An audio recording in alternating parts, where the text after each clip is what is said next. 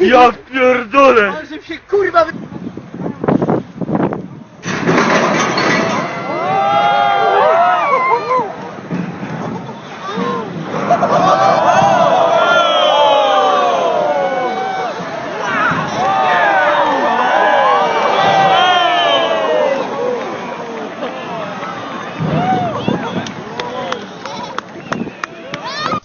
Okay, today I'm going to prove that I have the world's hardest head by bashing myself in the head with this frying pan multiple times.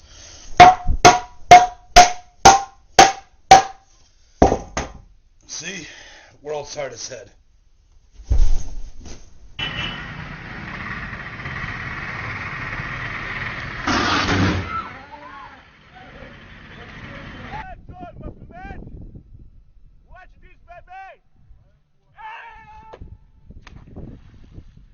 He's dead!